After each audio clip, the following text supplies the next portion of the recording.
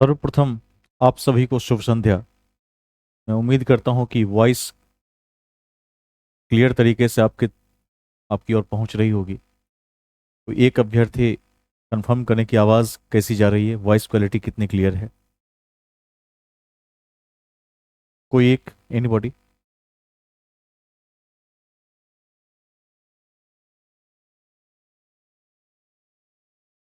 कक्षा को हम पुनः आगे बढ़ाएंगे।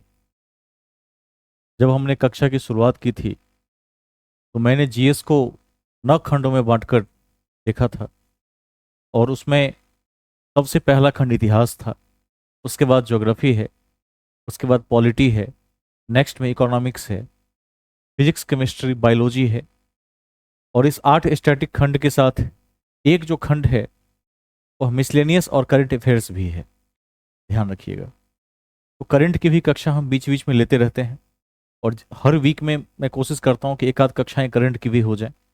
और करंट की कड़ी में मैंने आप सभी को पूर्व में ही बता दिया है कि जो वर्तमान परीक्षाओं का ट्रेंड है, आज की परीक्षा के ट्रेंड को यदि देखा जाए तो 2025 में यदि आप कोई परीक्षा देते हैं तो 2023 तक भारत और बिहार दोनों स्तर के और वैश्विक, तो तीनों स्तर के करंट अफेयर्स 2 साल तक आपको कवर करके जाना चाहिए। यदि 2 साल तक का करंट आप कमांड कर लेते हैं तो आप अच्छी स्थिति में होते हैं। लेकिन यदि कोई अभ्यर्थी 6 माह अथवा 1 वर्ष का कमांड करके जाते हैं तो उनकी स्थिति अच्छी नहीं होती है, क्योंकि कंपटीशन बढ़ता चला जा रहा है और इस परिप्रेक्ष्य में विभिन्न आयोग का भी टारगेट बड़ा हो गया है, प्रश्न का दायरा बढ़ चला है। इस कड़ी में हम 2023 से ही करंट अफेयर्स को देख रहे थे, और मैं बता दूं कि इसमें हमने बिहार स्पेशल को जनवरी से लेकर जून तक देख लिया था, साथ ही नेशनल एंड इंटरनेशनल को हमने मार्च 2023 तक देख लिया था। आज हम अप्रैल 2023 नेशनल एंड इंटरनेशनल को देखेंगे, और पिछली कक्षाओं में जो बातें हमने पढ़ी उसके रिगार्डिंग हम एक सेट का प्रैक्टिस भी कर लेंगे। सबसे पहले सेट को आगे बढ़ाते हैं, फिर करंट को आगे बढ़ाएंगे। एक सेट आपके समक्ष है और यह सब आपको दृष्टिगोचर हो रहा होगा।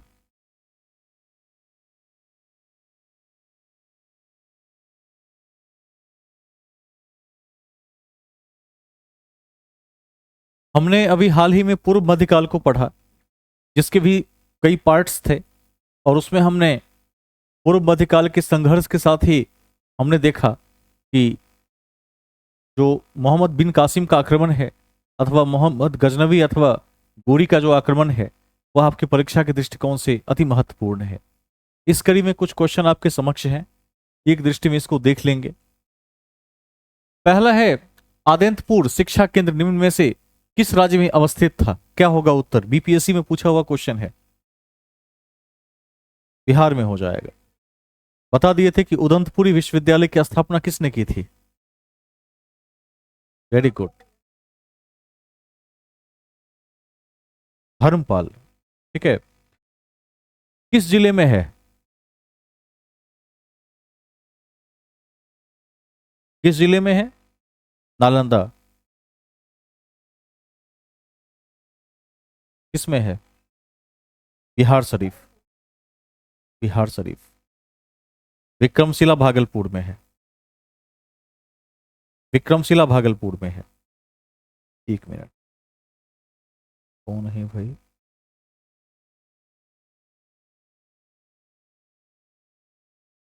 एक मिनट, एक मिनट रुकिए।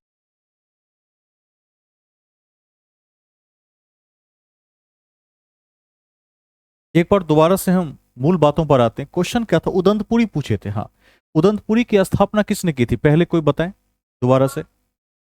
गोपाल ने की थी, यह सही उत्तर है। उदंतपुरी की स्थापना गोपाल ने की थी, ध्यान रखिएगा। और विक्रमशिला की स्थापना किसने की थी?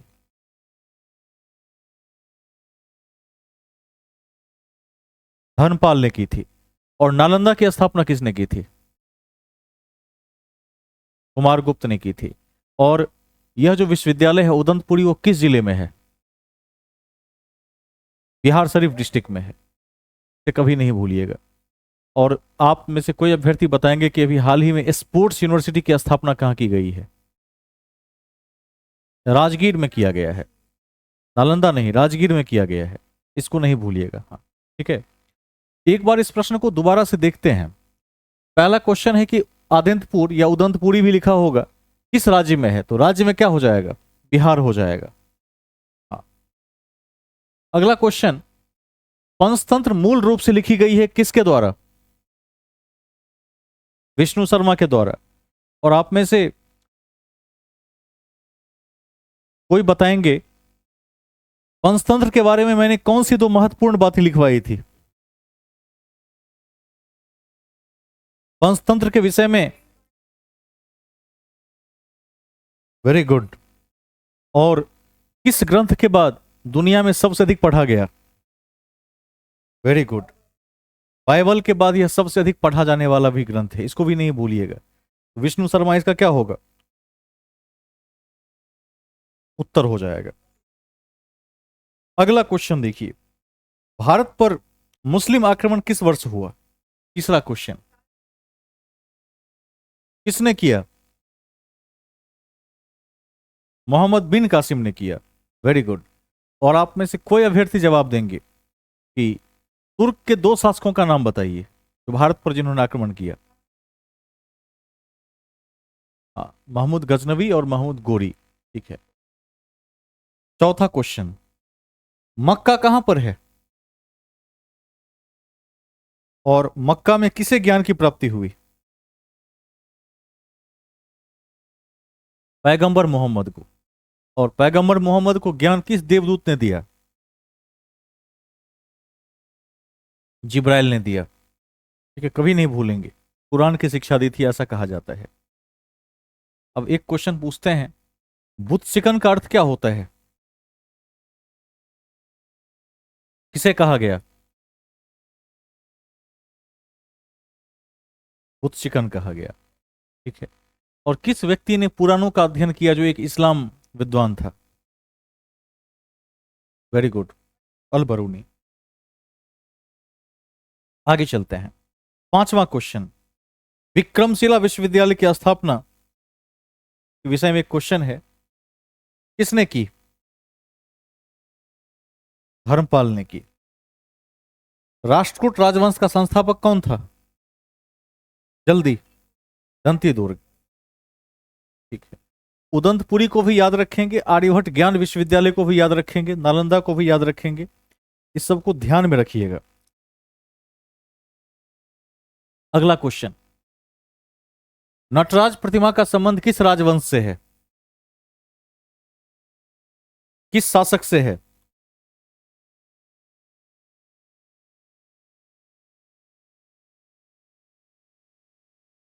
राजराज प्रथम से है।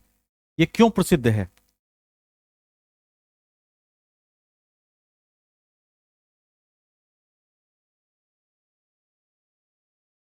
चार भुजा वाले नटराज की मूर्ति है, किस मंदिर में मिली है? वेरी गुड, बृहदेश्वर के मंदिर में मिली है। अगला क्वेश्चन, अगला क्वेश्चन है, एलोरा के कैलाश मंदिर की स्थापना किसने की?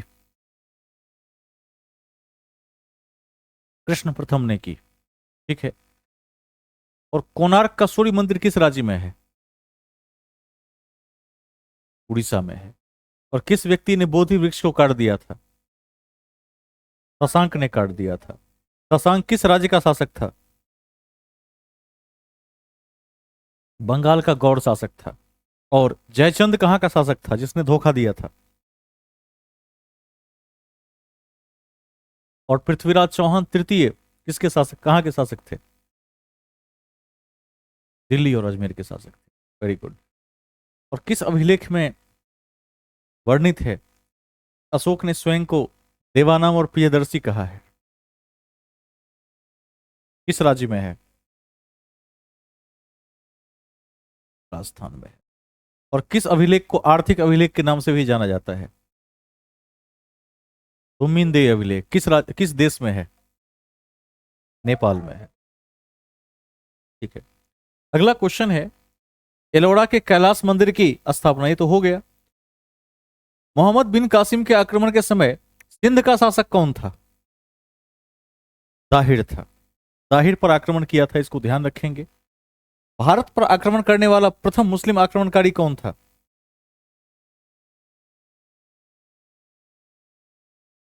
बिन कासिम। अब अगला क्वेश्चन है, मोहम्मद बिन कासिम क्या था इसमें से? 11 नंबर, अरब अटैकर था। आगे चलिए। त्रिपक्षीय संघर्ष मुख्यतः किस राज्य पर केंद्रित था? और कन्नौज, कन्नौज त्रिपक्षीय संघर्ष के पहले किसकी राजधानी थी? हर्षवर्धन की, हर्ष की राजधानी थी, जिसको लेकर त्रिपक्षीय संघर्ष हुए। ठीक है, तो आप लोग तैयारी में हैं ही, एक बार अपनी कॉपी को देखते रहिएगा। बार बार यदि देखते रहेंगे तो वन लाइनर फैक्ट्स याद रहेंगे। और देखिए, मैं सदैव कहता हूं कि कॉम्पिटिटिव एग्जाम को क्रैक करना एक कला है, आर्ट है। इसके लिए किसी भी विद्वता की आवश्यकता नहीं है। विद्वता हम पीएचडी में देखते हैं, पीएचडी करते समय पता चलता है, लेकिन कॉम्पिटिटिव परीक्षाओं को क्रैक करने की जो विधा और कला है वो अपने आप में कौशल है। और इस कौशल का सबसे जो बेहतर अर्जन का तरीका है वो ये है कि जीएस जैसे सब्जेक्ट को बार बार देखते रहेंगे तो चीज़ें आपके माइंड में बनी रहेंगी। आज का क्लास अप्रैल 2023 के करंट अफेयर्स से है, जो भारत और विश्व का होगा, और हम उसी सेट को सामने रखेंगे। और आप लोग एक चीज़ ध्यान रखेंगे कि बीच में जब किसी दिन मौका मिलेगा तो दक्षिण भारतीय राज्यों के बारे में थोड़ा पढ़ा देंगे। एक दिन पढ़ा दिए थे उसके विषय में, कवियों के विषय में। ठीक है, संगम युग याद होगा सबको। प्रथम कवि सम्मेलन दक्षिण भारत में किसके अध्यक्षता में हुई थी? अगस्त ऋषि की अध्यक्षता में हुई थी, मदुरै में हुआ था। हाँ, good। तो संगम काल को आपने देख ही लिया है। एक दिन हम दक्षिण भारत को भी देख लेंगे, ज्यादा बड़ा नहीं है। उसमें दो, जैसे चोल, चेर, पांड्य इत्यादि 2-3 छोटे छोटे वंश हैं और 8-10 बूस्टर फैक्ट्स हैं। यानी लगभग एक क्लास में ही चैप्टर समाप्त। उसको भी पूर्व मध्यकाल में ही किसी दिन देख लेंगे। आज हम मूल बातों पर लौट कर आ जाते हैं। ठीक है,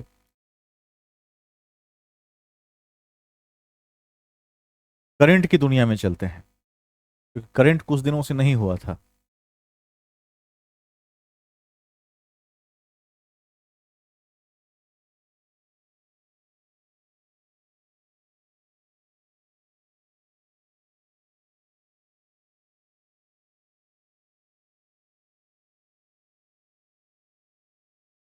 करंट का शीट आपके सामने है।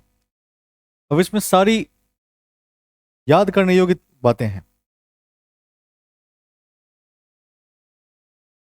पहला तथ्य है जो अति महत्वपूर्ण है, भारत का दूसरा सबसे बड़ा क्रिकेट स्टेडियम किस शहर में बनाया जा रहा है? तो भारत का सबसे बड़ा क्रिकेट स्टेडियम कहां बनाया जा रहा है? जयपुर में, जो राजस्थान की राजधानी में बनाया जा रहा है। और आने वाली परीक्षा के लिए यह पॉइंट वेरी वेरी इंपॉर्टेंट रहेगा, इसको देख लीजिए एक बार।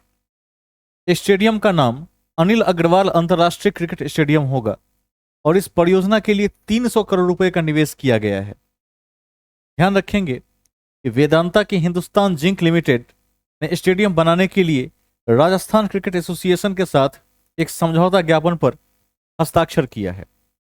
तो यह आपकी परीक्षा के दृष्टिकोण से अत्यंत महत्वपूर्ण है। ठीक है, इसे कभी नहीं भूलिएगा।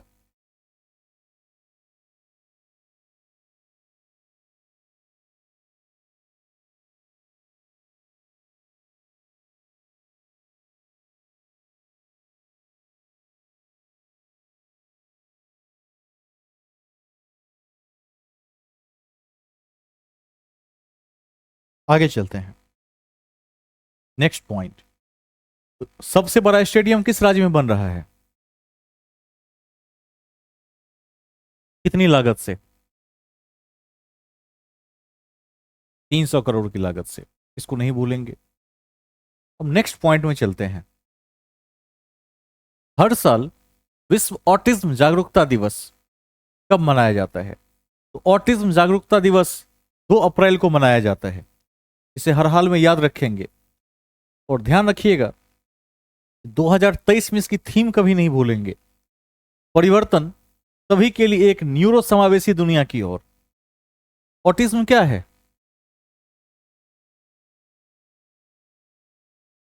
देखते हैं। देखिए, ध्यान रखिएगा कि वेरी गुड, अभी जो अल्फा अल्फा प्लस जनरेशन है, अल्फा प्लस समझते हैं ना कि क्या होता है? अल्फा प्लस जनरेशन का अर्थ होता है जो 2012 के बाद जन्म लिए हुए बच्चे हैं। इसमें आप में जिनका जन्म 1997 अथवा उसके बाद हुआ है उनको जेन जेड कहा जाता है, जनरेशन जेड कहा जाता है, नहीं भूलिएगा। जिनका 1900, ठीक है, 82 के 1982 के बाद हुआ है उनको मिलेनियम कहते हैं। ऐसे ही वाई जनरेशन, एक्स, वाई, इस तरह के कई जनरेशन हैं। और उन जनरेशनों का वर्गीकरण उस साल, उस समय की परिस्थितियां, गरीबी, उसके बाद जो वैश्विक संघर्ष हैं, उसके पश्चात जो टेक्नोलॉजी हैं, इन सब के आधार पर किया जाता है। तो जो जेन जेड और अल्फा जनरेशन के बच्चे हैं,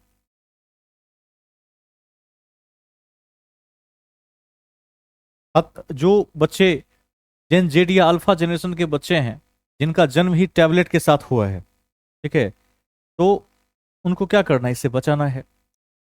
2 अप्रैल कभी नहीं भूलेंगे। ऐसा भी कहा जाता है कि जो अल्फा प्लस जनरेशन के बच्चे हैं उनको आने वाले समय में महानगरों में जमीन नहीं मिलेगी बसने के लिए, उन्हें गांवों की तरफ रुख करना पड़ेगा। इसको भी ध्यान रखेंगे। और इसको भी ध्यान रखेंगे कि जनरेशन जेड और अल्फा प्लस के जो जनरेशन है, यानी 1997 से लेकर 2012 और 2012 से लेकर वर्तमान तक, ये ऐसे जनरेशन हैं जो सतत समावेशी विकास, पर्यावरण की चिंता करने वाला जनरेशन, ठीक है, 24 घंटा मोबाइल चलाने वाला जनरेशन, ये सब इसकी खासियत है। विश्लेषणात्मक भी है, तेज भी है, लेकिन साथ ही क्या है, एक समस्या लेकर भी पैदा हुआ है, एडिक्शन टू फोन और एडिक्शन टू टैबलेट इत्यादि। उसमें क्या होता है? गर्दन की समस्या, आंख चला जाना, ऑटिज्म से ग्रस्त हो जाना, ढेर सारी न्यूरो समस्याएं आना, इस सब को भी साथ लेकर आता है। लेकिन साथ ही विश्व के बारे में भला सोचने वाला जनरेशन भी है, क्योंकि जो एक्स जनरेशन था, एक्स जनरेशन मतलब जो लगभग 1940-50 के आसपास का जनरेशन था, उस जनरेशन ने बहुत अधिक युद्ध और गरीबी देखी थी। इसको नहीं भूलेंगे, क्योंकि सेकेंड वर्ल्ड वॉर उसी समय चल रहा था। तो हर जनरेशन अपने समय में कुछ ना कुछ बेहतर भी देखता है और खराब भी देखता है।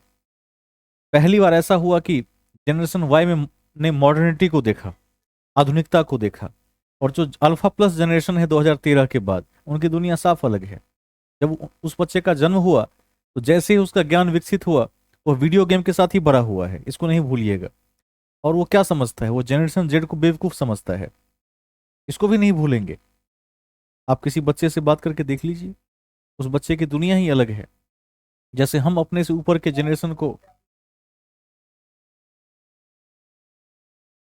चुनौतियां भी लेकर आता है। जैसे हम क्या देखते हैं कि हम हमसे पहले का जो जनरेशन है, जनरेशन वाई, हम कहते हैं कि उनके पास टेक्नोलॉजी की कोई समझ नहीं है। और जो जनरेशन एक्स है उसे हम बुद्धू मानकर चलते हैं। तो हमारे साथ भी वही होता है। आने वाला जनरेशन हमें भी क्या बेवकूफ मानकर चलता है, इन्हें कुछ नहीं पता है। क्योंकि क्या होता है कि आने वाले समय में जीने की कला बदल जाती है, और उस कला में पिछला जनरेशन अपने आप को फिट नहीं कर पाता है। और खास करके जिनका जन्म 1995 से लेकर 2005 के बीच हुआ है, उन्होंने दो दौर देखा है। एक तो ऐसा दौर देखा है जो प्राचीनता से जुड़ा हुआ दौर था, और एक ऐसा भी दौर देखा है जो आईटी से जुड़ा हुआ दौर है। दोनों के बीच में समावेशन को लेकर चलना है, ध्यान रखिएगा। उन्होंने दोनों देखा है, लेकिन 2012 के बाद जो आए उन्होंने सिर्फ आधुनिकता देखी है। उसको लगता है कि ये प्राचीन सोच के लोग हैं, ऑब्सलेट थिंकिंग के लोग हैं, बेकार हैं, इन्हें कुछ नहीं पता है। ठीक उसी तरह जिस तरह से हम क्या सोचते हैं, हमारे पिताजी दादाजी कुछ नहीं पता है उन्हें, उन्हें कुछ नहीं आता है। वो बहुत प्राचीन विचारधारा के लोग हैं, तो ये बदलाव आ जाता है। आगे चलेंगे तो ऑटिज्म को याद रखिएगा, 2 अप्रैल, इसका थीम जरूर ध्यान रखिएगा, परिवर्तन सभी के लिए एक न्यूरो समावेशी दुनिया की ओर, इसका थीम था। यह सेट ग्रुप में आज भेज दिया जाएगा। आगे चलते हैं। किस देश के प्रधानमंत्री को वार्षिक बैस्टिल डे परेड में अतिथि के रूप में आने के लिए आमंत्रित किया गया है? तो ध्यान रखिएगा, फ्रांस ने 2023 में मोदी जी को बुलाया था, महत्वपूर्ण है, ध्यान रखिएगा। इमैनुअल मैक्रोन को नहीं भूलेंगे, जो फ्रांस के राष्ट्रपति थे, ठीक है। नेक्स्ट, सौराष्ट्र तमिल संगम प्रशस्ति। अब देखिए आ गया संगम, स्टैटिक में जो पढ़ते हैं उसका संबंध करंट से भी है। सौराष्ट्र तमिल संगम प्रशस्ति पुस्तक का विमोचन किसने किया? तो मोदी जी ने किया। प्रधानमंत्री ने सौराष्ट्र तमिल संगम कार्यक्रम के समापन पर सोमनाथ संस्कृत विश्वविद्यालय द्वारा लिखित इस पुस्तक का अनावरण किया। यह कार्यक्रम गुजरात और तमिलनाडु के बीच सांस्कृतिक और ऐतिहासिक बंधन के महत्व को दर्शाता है। ठीक है, इसको ध्यान रखेंगे, नहीं भूलेंगे। सोमनाथ के मंदिर के बारे में जरूर याद रखिएगा कि 1025 में सोमनाथ पर अटैक हुआ था। ये परीक्षा के दृष्टिकोण से क्या है, अत्यंत महत्वपूर्ण है। और किसने अटैक किया था सोमनाथ पर? गजनवी ने अटैक किया था। सोमनाथ के मंदिर से अपार धन संपत्ति की उसे प्राप्ति हुई थी। आगे चलेंगे। इस संस्था ने सूचीबद्ध कंपनियों के बोर्ड में अस्थायी सीटों वाले व्यक्तियों के अभ्यास पर प्रतिबंध लगाने का निर्णय लिया है। तो security exchange board of India है, इसको पढ़ लीजिए एक बार। सूचीबद्ध संस्थानों द्वारा अधिक पारदर्शिता और भौतिक घटनाओं का समय पर खुलासा सुनिश्चित करने के लिए यह निर्णय लिया गया था। भारतीय प्रतिभूति और विनिमय बोर्ड भारत में प्रतिभूत और वस्तु बाजार के लिए नियामक संस्था है। सेबी को नहीं भूलिएगा। ठीक है, बहुत बड़ा बोर्ड है और जनता की रक्षा भी करता है। एक बार इस सबको देख लेंगे खुद से भी। वैश्विक शिक्षा और प्रशिक्षण प्रदर्शनी जीटेक्स 2023 कहां हुआ था? दुबई में हुआ था।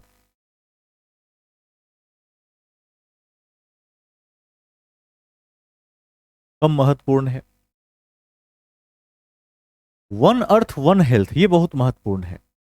एक पृथ्वी एक स्वास्थ्य, one earth one health, advantage health care India 2023 के 6ठे संस्करण का उद्घाटन किसने किया? तो पीएम मोदी जी ने किया।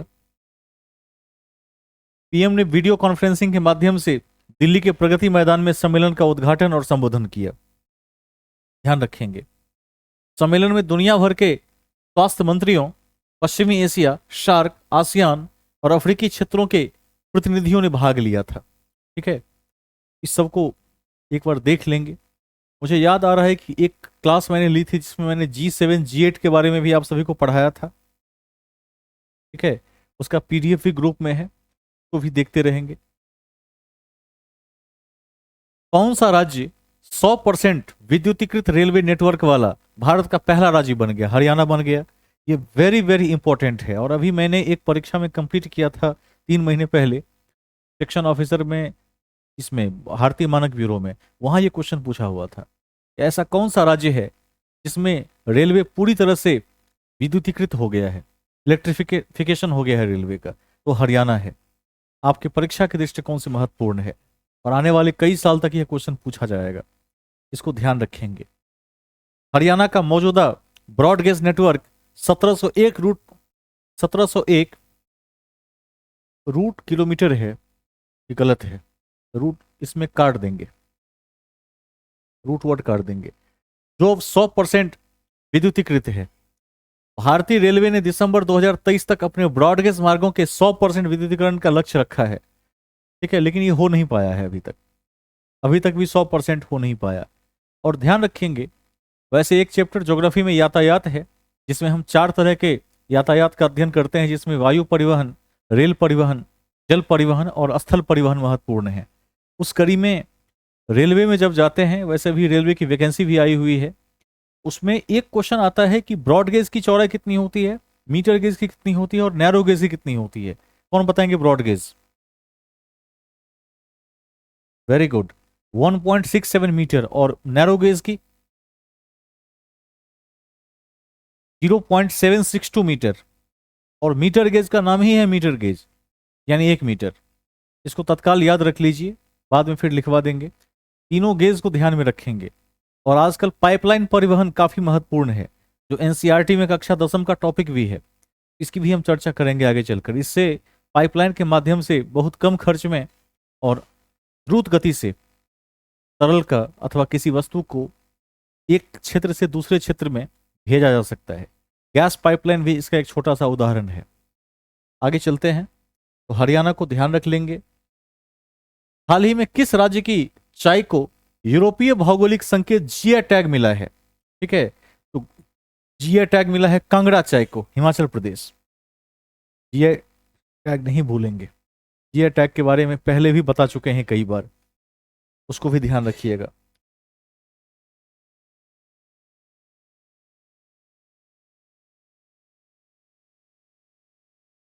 आगे चलते हैं, इसको दोबारा से लाते हैं इस पॉइंट को। कांगड़ा चाय हिमाचल प्रदेश के कांगड़ा जिले में उगाई जाने वाली चाय की अनूठी किस्म है। हिमाचल प्रदेश केवल याद रख लीजिएगा। यह पहली बार 19वीं सदी के मध्य में एक British civil surgeon doctor Jameson द्वारा पेश किया गया था, जिन्होंने कांगड़ा घाटी में चाय के बीज बोए थे। तो कांगड़ा चाय हिमाचल प्रदेश का प्रमुख चाय उत्पाद है, जिसको 2023 में जीआई टैग मिला है। काफी महत्वपूर्ण है। आगे चलेंगे। नेक्स्ट, भारत में पहली क्वांटम कंप्यूटिंग आधारित दूरसंचार नेटवर्क लिंक की घोषणा किसने की? तो अश्विनी वैष्णव ने की। ये पूर्व में आईएएस अधिकारी भी रह चुके हैं और भारत के रेल मंत्री भी। इसे नई दिल्ली में संचार भवन और राष्ट्रीय सूचना विज्ञान केंद्र कार्यालय के बीच परिचालित किया गया। इसको ध्यान रखिएगा, आने वाले टाइम में क्वांटम कंप्यूटिंग बड़ा चर्चित शब्द होने वाला है फिर। ठीक है, क्वांटम का बड़ा महत्व है, इसे कभी नहीं भूलेंगे। क्वांटम फिजिक्स भौतिकी का एक ब्रांच है जो नवीनतम दुनिया के नए प्रयोगों पर आधारित है।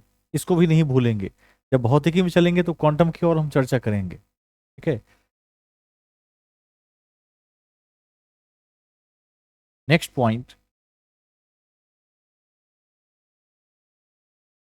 इस लाइन को देख लीजिए। दूरसंचार मंत्री अश्विनी वैष्णव ने एथिकल हैकर्स के लिए 10 लाख रुपए की पुरस्कार राशि की भी घोषणा की, जो सिस्टम के एनक्रिप्शन को तोड़ सकते हैं। तो इतनी कड़ी सिक्योरिटी है, इस सिक्योरिटी को कोई तोड़ नहीं सकता। ध्यान रखेंगे इसका। आगे चलेंगे। दुनिया की पहली तरल हाइड्रोजन संचालित नौका का नाम क्या है? ये बहुत महत्वपूर्ण है। एमएफ हाइड्रा लिक्विड हाइड्रोजन से चलेगा। और ध्यान रखेंगे कि यदि हाइड्रोजन एनर्जी को हमने डेवलप कर लिया, ठीक है, तो ये एक नई संभावना के तौर पर हमारे समक्ष आ सकता है। क्योंकि जल में क्या है, हाइड्रोजन के अणु हैं, उससे तोड़कर भी निकाला जा सकता है हाइड्रोजन। आगे चलते हैं। यह नॉर्वे की कंपनी नॉर्लेट ने लॉन्च किया है और इसे नॉर्वेजियन मैरीटाइम एडमिनिस्ट्रेशन से अप्रूवल मिला है। नॉर्वे को याद रख लीजिएगा इस कड़ी में। नेक्स्ट पॉइंट, भारतीय नौसेना के नए उप प्रमुख के रूप में किसे नियुक्त किया गया है? संजय जसजीत सिंह भारतीय नौसेना के नए प्रमुख के रूप में नियुक्त हुए। इसको भी ध्यान रख लीजिएगा। भारतीय नौसेना की स्थापना 26 जनवरी 1950 को हुई थी। ये तो ऐसे ही आपको याद रह जाएगा कि संविधान इस दिन लागू हुआ था। इस बहाने भी इसको आप याद रख सकते हैं कि जिस दिन संविधान लागू हुआ था उसी दिन नौसेना की स्थापना हुई थी। आगे चलेंगे। अमेरिका में उच्च शिक्षा में उनके योगदान के लिए 2023 में अप्रवासी उपलब्धि पुरस्कार से किसे सम्मानित किया गया? तो 2023 में अमेरिकी उच्च शिक्षा में नीली बेंदापुरी को अवार्ड दिया गया। पेन स्टेट यूनिवर्सिटी के अध्यक्ष के रूप में सेवा करने वाली नीली पहली महिला व्यक्ति हैं, ध्यान रखिएगा। उन्होंने कैंसस विश्वविद्यालय में प्रोवोस्ट और कार्यकारी कुलपति के रूप में कार्य किया है। इतना ना भी याद रख सकें तो इतना याद रखिएगा कि भारतीय और प्रवासी के रूप में नीली को पुरस्कार मिला है। और प्रवासी आप समझ रहे होंगे, पीआईओ कार्ड भी आप समझ रहे होंगे। पीआईओ का कार्ड का फुल फॉर्म क्या होता है? रिन्यूएबल इंडियन ओरिजिन, जिसकी शुरुआत शायद 2005 में हुई थी। कि जो भारतीय मूल के व्यक्ति हैं और उन्होंने अमेरिका या किसी और देश की नागरिकता ले ली है और फिर भी वो भारत में बिना वीजा के आना चाहते हैं, उनको पीआईओ कार्ड इशू किया जाता है। वो यहाँ भी रह सकते हैं और वहाँ भी रह सकते हैं। इसलिए किया जाता है ताकि विदेश में जो चीज़ें वो सीख के आएंगे वो इस देश को भी दे सकेंगे। इसे रिन्यूएबल इंडियन ओरिजिन भी कहा जाता है। ध्यान रखिएगा। राष्ट्रीय खेल 2023 का उद्घाटन समारोह कहां आयोजित किया जाएगा? तो ये तो हो चुका है, गोवा में हुआ था नेशनल गेम्स का 23 में। याद रख लेंगे, जवाहरलाल नेहरू स्टेडियम में। हाल ही में बांग्लादेश के राष्ट्रपति के रूप में किसने शपथ ली है? मोहम्मद शहाबुद्दीन छप्पू। 2023 का आंकड़ा है, ध्यान रखिएगा। वैसे अभी भी यही है। उत्तराखंड में उस गांव का नाम क्या है जिसे प्रथम भारतीय गांव के रूप में मान्यता दी गई है? इसको ध्यान रखिएगा, माना गांव है, ये सबसे पहला भारतीय गांव कहलाता है। वैसे भारत में 6.5 लाख से अधिक गांव हैं, लेकिन प्रथम गांव की मान्यता माना को मिली है, जो उत्तराखंड राज्य में अवस्थित है। तो देख लीजिए, उत्तराखंड के चमोली डिस्ट्रिक्ट में भारत चीन की सीमा पर स्थित माना गांव को पहले अंतिम भारतीय गांव के रूप में जाना जाता था।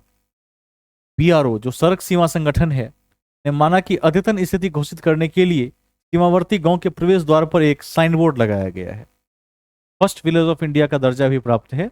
इसका मतलब समझिए कि प्रवेश द्वार भी है एक तरह से। तो कई फैक्टर हैं जो इसे पहले गांव की मान्यता देता है। सड़क सीमा संगठन को ध्यान रखिएगा, तो सीमावर्ती क्षेत्रों में सड़क निर्माण के लिए उत्तरदायी है।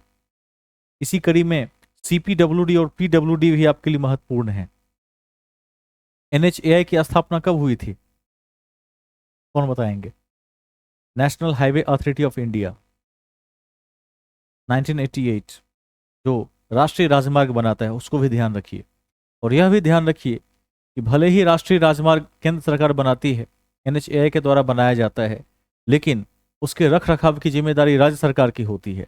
जिस राज्य से हाईवे गुजरेगा उसके मेंटेनेंस की जिम्मेदारी उस राज्य के राज्य सरकार की होगी। ठीक है, ये भी ध्यान रखेंगे।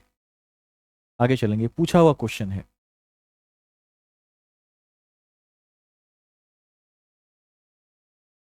किस दिन को विश्व मलेरिया दिवस के रूप में मनाते हैं? तो हर साल 25 अप्रैल को, 25 अप्रैल को विश्व मलेरिया दिवस मनाया जाता है। 2023 की थीम को ध्यान रख लेंगे, शून्य मलेरिया देने का समय, निवेश, नवाचार और कार्यान्वयन है। डब्ल्यूएचओ के द्वारा 2007 से शुरू किया गया था। आगे चलेंगे। कौन सा राज्य अज्ञात निकायों के लिए डीएनए डेटाबेस विकसित करने वाला पहला राज्य बन गया है? अज्ञात निकायों के लिए डीएनए डेवलप करने का पहला राज्य हिमाचल प्रदेश बना है। 2022 में यह प्रोसेस शुरू हुई थी। इसमें अज्ञात शवों के 150 डीएनए सैंपल का रिकॉर्ड स्टोर किया जा चुका है। ध्यान रखिएगा कि भविष्य में डीएनए के अध्ययन के लिए किया जाता है। डीएनए का फुल फॉर्म कौन बताएंगे? Very good, D ribo nucleic acid. रक्त परिसंचरण तंत्र की खोज किसने की थी? विलियम हार्वे ने की थी। और वाटसन एंड क्रिक ने किसकी खोज की थी? ये कौन बताएंगे? वो तो बता दिया, William Harvey. Very good, DNA के डबल हेलिक्स मॉडल की खोज की थी। इसको ध्यान रखेंगे। ठीक है। और रक्त कहां बनता है शरीर में? रक्त का निर्माण कहां होता है? Very good. और रक्त की मृत्यु कहां होती है? प्लीहा में, स्प्लीन में। स्प्लीन को रक्त का कब्रगाह भी कहा जाता है। और आत्महत्या की थैली किसे कहते हैं? लाइसोसोम को। क्यों कहते हैं? क्यों कहते हैं? इसलिए कहते हैं कि जब कोशिका का एक हिस्सा है, जब बहुत तेज चोट लगती है और कोशिकीय लाइसोसोम फट जाता है शरीर में, तो उसके भीतर जो जहर है वो कोशिका तक फैल जाता है और इससे कोशिका की मृत्यु हो जाती है, यानी शरीर खत्म हो जाता है। कभी आप देखिएगा जब किसी को बहुत तेज चोट लगती है और चोट से कोई व्यक्ति मर जाता है, इट मीन्स लाइसोसोम की थैली फट गई है, और लाइसोसोम फटने से पूरे शरीर में जहर फैल जाता है, जिससे व्यक्ति की मृत्यु हो जाती है। इसीलिए इसे आत्महत्या की थैली कहा गया है। कि है तो सबके शरीर में, लेकिन वो क्या है, पैक है, खुला नहीं है। जब तक बहुत तेज चोट नहीं लगेगा तब तक वो खुलता नहीं है और कोशिका में ही एडजस्टेड होता है। आगे चलेंगे, नेक्स्ट पॉइंट। बायोलॉजी में सब पढ़ेंगे। भारत में आयोजित पहली जल निकाय जनगणना में किस राज्य ने सूची में शीर्ष स्थान प्राप्त किया है? ठीक है, उत्तर होगा पश्चिम बंगाल। इसमें देख लीजिए कई राज्य हैं, पश्चिम बंगाल, उत्तर प्रदेश, आंध्र प्रदेश, ओडिशा, असम, झारखंड, तमिलनाडु, ये सब हैं, तो ध्यान रखिएगा। नंबर 1 पर वेस्ट बंगाल है। जल निकायों की गणना 2017-18 के लिए छठी लघु सिंचाई गणना के संयोजन में की गई थी। सिक्किम में सबसे कम जल निकाय हैं, केवल 134। ठीक है, वाटर प्लांट्स बहुत कम है सिक्किम में, जल निकाय। बिहार बहुत पीछे है, भगवान के भरोसे है आज भी। आज भी हम क्या है, मानसून पर आधारित राज्य हैं। हमारे पास आज भी विपरीत परिस्थिति में सिंचाई के भी साधन नहीं है ठीक से। अब विकास शुरू हुआ है। ठीक है, इसको ध्यान रखिएगा। हाल ही में जियो सिनेमा के ब्रांड एम्बेसडर कौन बने हैं? तो रोहित शर्मा बने हैं। देखिए, जियो सिनेमा ने अभी इसके साथ हॉट स्टार के साथ क्या किया है, समझौता कर लिया है। आप में से जो लोग हॉट स्टार यूजर होंगे, अब देखेंगे कि उसमें क्या लिखाता है, जियो स्टार। हॉट का स्टार ले लिया और जियो ने अपना टैग लगा दिया, जियो स्टार हो गया है। ठीक है, जियो सिनेमा के ब्रांड एम्बेसडर रोहित शर्मा है, तो ध्यान रखेंगे। जियो सिनेमा एक डिजिटल स्ट्रीमिंग प्लेटफॉर्म है जिसका स्वामित्व रिलायंस इंडस्ट्रीज लिमिटेड के अध्यक्ष मुकेश अंबानी के पास है। आगे चलते हैं। विश्व कला दिवस हर साल 15 अप्रैल को मनाते हैं। अब इसको देख लीजिए एक बार। लियोनार्डो दा विंची, नाम सुना होगा। इसकी प्रसिद्ध कृति का नाम क्या है? क्या है चित्र का, क्या नाम है? मोनालिसा। Very good. तो लियोनार्डो द विंची के जन्मदिन के अवसर पर, उपलक्ष्य में, हम कला दिवस मनाते हैं, वर्ल्ड आर्ट डे, 15 अप्रैल को। ठीक है, इसको ध्यान रखिएगा। यूनेस्को के सामान्य सम्मेलन ने 15 अप्रैल को विश्व कला दिवस के रूप में घोषित किया है। विश्व कला दिवस आधिकारिक तौर पर 2012 में इंटरनेशनल एसोसिएशन ऑफ आर्ट्स की महासभा के दौरान स्थापित किया गया। ये लियोनार्डो द विंसी के याद में मनाते हैं। कला को प्रोत्साहन दिया जाता है और कला के क्षेत्र में इस दिन पुरस्कार भी दिया जाता है। बच्चों के लिए ऑक्सफोर्ड मलेरिया वैक्सीन को मंजूरी देने वाला पहला देश कौन सा बन गया है? घाना। ठीक है, ध्यान रखिएगा। और वैक्सीन से जुड़ा हुआ जब कोई भी प्रश्न उभरता हो, उसको विशेष रूप से ध्यान रखेंगे। जैसे आज भी कोरोना के वैक्सीन के विषय में पूछा जाता है, वो वैक्सीन, कोविशील्ड इत्यादि इत्यादि, इसको ध्यान रखिएगा। R21 मैट्रिक्स एम नामक वैक्सीन ने विश्व स्वास्थ्य संगठन के 75% प्रभावकारिता के लक्ष्य को पार कर लिया है। यह मलेरिया का वैक्सीन है। ठीक है, एम फॉर मलेरिया भी याद रखेंगे लास्ट में। WHO के अनुसार 2021 में मलेरिया से अनुमानित जो मृत्यु हुई थी, वो लगभग 6,19,000 लोगों की मृत्यु हो गई थी मलेरिया से। इससे निपटने का यह वैक्सीन है। देश में घाना को याद रखेंगे, ठीक है, जिसने इसको डेवलप करने में सफलता पाली है। इस शहर की मेट्रो नदी के नीचे, ये क्वेश्चन बीपीएससी के TRE 1 में पूछा गया था। जब बिहार शिक्षक भर्ती की परीक्षा हुई तो TRE 1 में भी ये क्वेश्चन आया था। क्वेश्चन है कि मेट्रो नदी के नीचे से निकली है, तो कोलकाता मेट्रो। ध्यान रखिएगा, बंगाल की खाड़ी है वहां पर। कोलकाता मेट्रो हुगली नदी के नीचे, ठीक है, जो आगे चलकर बंगाल की खाड़ी में गिरती है।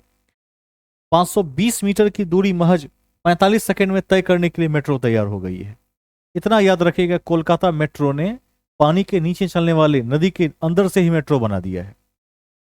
इसको ध्यान रखिएगा, ये पूछा हुआ प्रश्न है। कोलकाता मेट्रो भारत की सबसे पुरानी मेट्रो प्रणाली है, जिसकी पहली लाइन 1984 में खुली थी। और उसके बाद कौन सा मेट्रो है? दिल्ली मेट्रो है, DMRC। आगे चलेंगे। और सबसे पहली रेल कब चली थी भारत में? वेरी गुड, 16 अप्रैल 1853 को चली थी। 16 अप्रैल को रेल दिवस भी मनाते हैं। ध्यान रखिएगा कि अंग्रेजों ने भारत में रेलवे प्रणाली का विस्तार ही इसीलिए किया ताकि अधिक से अधिक लाभ कमा सकें। जो चंदन की लकड़ियां हैं या जहां कोयले के खदान हैं, उस तरफ ट्रेन चलाने के लिए और वहां से सामान भरकर लाने के लिए रेलवे का आविष्कार हुआ था। तो पहले ऐसा होता था कि जिस तरफ जैसे कोयले का खान है अथवा चंदन की लकड़ियां हैं जंगल में, उस तरफ यदि कोई व्यक्ति जाना चाहता है तो यात्री के रूप में यात्रा कर सकता था। लेकिन वापस आने के समय कोई ट्रेन नहीं थी। वापस आने के समय जो भी वस्तुएं हैं वो भरकर ट्रेन में लाई जाती थी। यानी अंग्रेज बहुत तेज थे। एक तरफ उनकी गाड़ी खाली चली जाएगी, उस समय पैसेंजर को ले जाते थे, लेकिन रिटर्निंग में नहीं लाते थे। आप समझ पा रहे होंगे, ठीक है। बाद में उनको लगा कि भारत में रेल का विकास करना चाहिए। ध्यान रखिएगा कि लगभग अ, ऐसा कहा जाता है, अकवर्थ कमीशन के आने से पहले, अकवर्थ कमीशन कब आया था? 25 में, जो सबसे पहले रेल बजट को आम बजट से अलग किया गया था। ऑकवर्थ कमीशन के आते आते भारतीय रेल ब्रिटेन के रेल से अधिक डेवलप हो चुका था, क्योंकि यहां पर क्या था, संभावना बहुत अधिक था। ठीक है, आगे चलकर हम एशिया में भी अपना स्थान बना चुके हैं। हमारा एशिया में कौन सा स्थान है रेलवे में? अब हम दूसरे पर आ चुके हैं, अब हम सेकंड पर हैं। ठीक है, ध्यान रखिएगा, हम सेकंड स्थान पर आ गए हैं अब पूरे एशिया में। तो ब्रिटेन चूंकि रेल का जन्मदाता है, लेकिन हम उससे भी आगे निकल आए, क्योंकि यहां पर क्या था, यहां पर यहां से संपत्ति लूट कर ले जाने के लिए ट्रेन की स्थापना की गई थी पहले। तो अंग्रेजों को पता चल गया था कि जगह जगह क्या है, कहीं चंदन की लकड़ी है, कहीं सोने का भंडार है, कहीं कोयले का भंडार है। तो उस क्षेत्र तक उन्होंने पटरियां बिछा दी।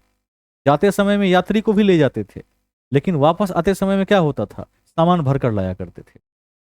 बाद में पैसेंजर ट्रेन का अधिक विकास हुआ, और आजकल हम मेट्रो और सेमी हाई स्पीड ट्रेन के दौर में हैं। अभी भी भारत बुलेट के दौर में नहीं पहुंच सका है, इसको भी ध्यान रखेंगे। आगे चलते हैं। भारत में पहला 3D प्रिंटेड डाकघर किस शहर में स्थापित किया जाएगा? तो बेंगलुरु, इसको ध्यान रखेंगे। एक नया मॉडल है, L&T कंस्ट्रक्शन द्वारा। हालांकि शुरू में कैम्ब्रिज लेआउट में नए डाकघर भवन का निर्माण किया जा रहा है। इस डाकघर के निर्माण की लागत पारंपरिक भवन की तुलना में 30 से 40% कम होने का अनुमान है। ध्यान रखिएगा, ये एक नया मॉडल है जो प्रयोग के तौर पर लागू किया जा रहा है। यदि बेंगलुरु का मॉडल सफल हो जाता है, तो देश में डाकघरों को आधुनिक बनाने की कवायद शुरू की जाएगी। ठीक है, नेक्स्ट पॉइंट। 2023 में भारत किस संयुक्त राष्ट्र निकाय के सदस्य के रूप में चुना गया? इसका उत्तर है संयुक्त राष्ट्र सांख्यिकी आयोग, नारकोटिक ड्रग्स। इसका मेंबर इंडिया भी है। नारकोटिक का संबंध किससे है? तंबाकू जैसी चीजों से है, बीड़ी से है, सिगरेट से है, जिसमें क्या होता है, निकोटीन पाया जाता है। चाय में क्या पाया जाता है? कैनीन पाया जाता है, और कॉफी में कैफीन पाया जाता है। तो ध्यान रखिएगा, निकोटीन से निपटने के लिए यह आयोग बना है, और इसका मेंबर 2023 से भारत भी है।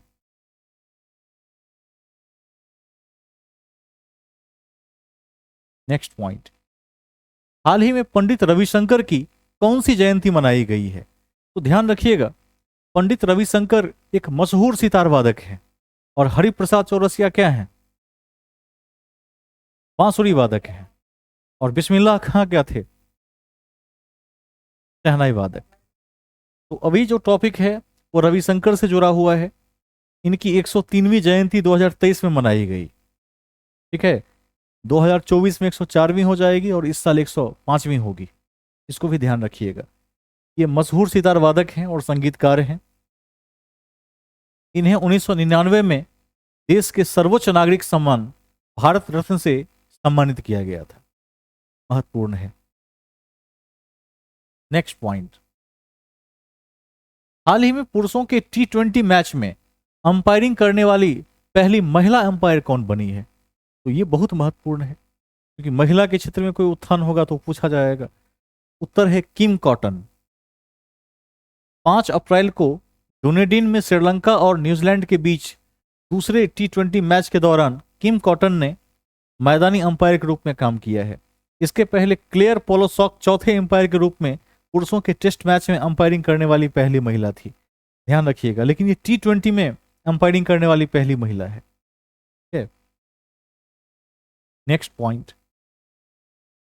वित्तीय वर्ष 2022-23 में जीआई टैग की सूची में कौन सा भारतीय राज्य शीर्ष पर है?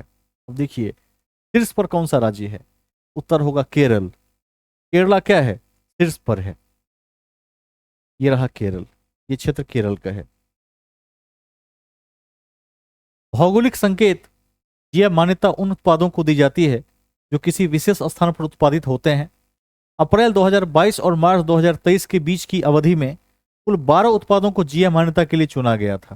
ध्यान रखिएगा, उसमें स्टेट वाइज केरल को चुना गया है। मगही पान को भी जीआई टैग मिला हुआ है, इसको भी ध्यान रखेंगे। मिथिला मखान को भी मिला हुआ है, इसको भी ध्यान रखेंगे। ठीक है, मुजफ्फरपुर की शाही लीची को भी मिला हुआ है, ये भी आपके लिए महत्वपूर्ण है। उसके बाद चंपारण का कौन सा धान है?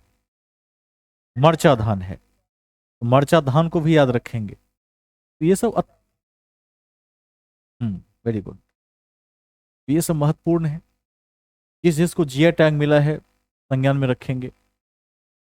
केंद्रीय विदेश मंत्री जयशंकर ने किस देश में तुलसी घाट बहाली परियोजना का शुभारंभ किया? ठीक है, ध्यान रखिएगा, तुलसी घाट बहाली परियोजना, इसका शुरुआत युगांडा में हुआ।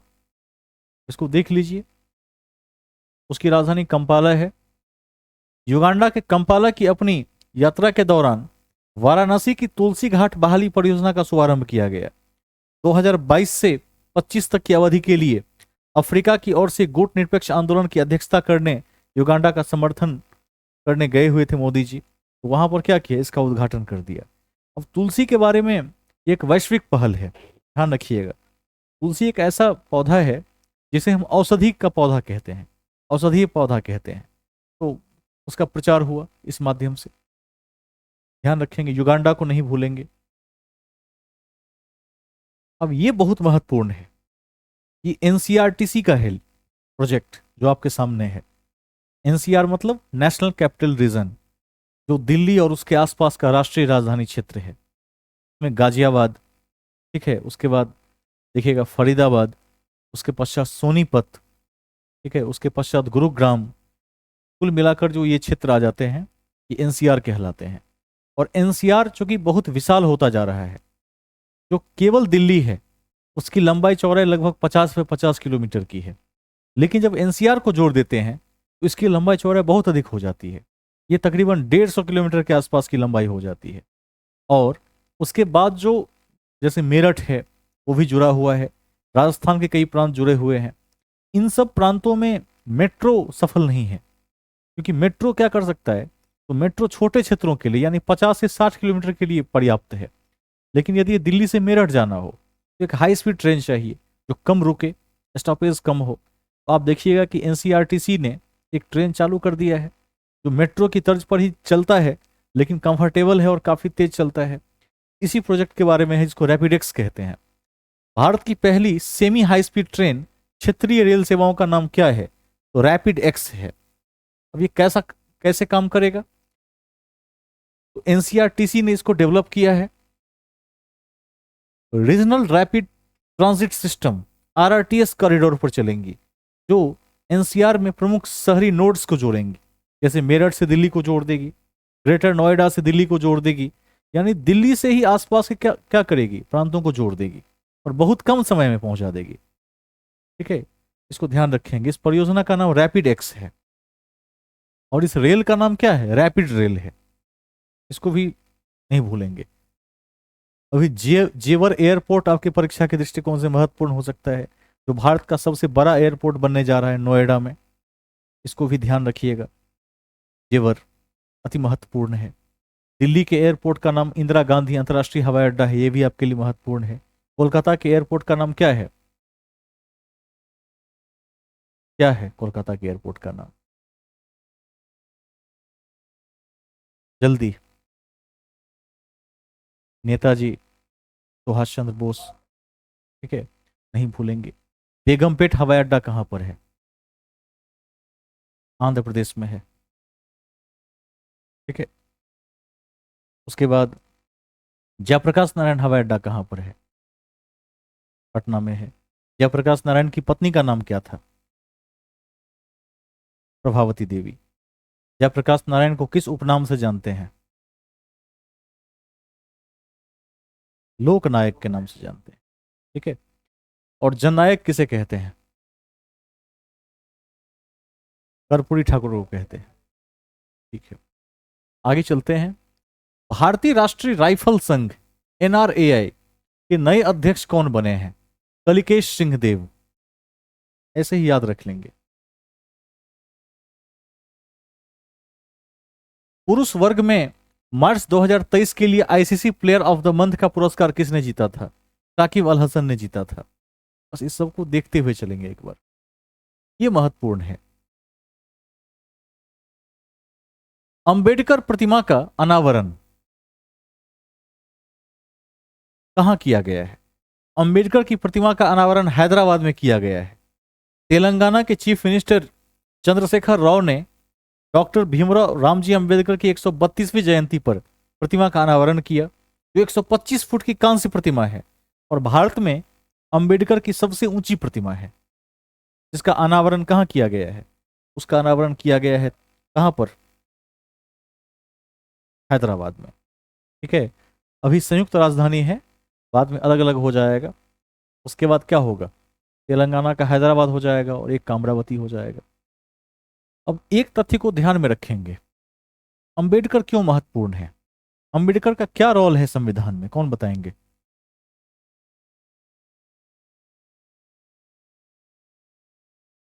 Very good. ये ड्राफ्टिंग कमेटी के चेयरमैन थे। ठीक है, मसौदा समिति के अध्यक्ष थे। लेकिन संविधान सभा के अध्यक्ष कौन थे?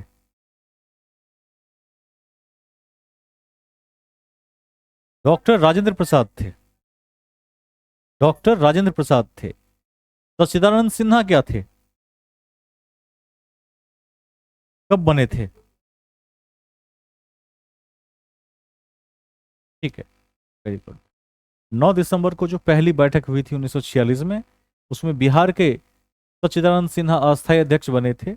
11 दिसंबर 1946 को डॉक्टर राजेंद्र प्रसाद को अस्थायी अध्यक्ष बनाया गया। और 13 दिसंबर 1946 को क्या हुआ था? नेहरू जी ने क्या किया था?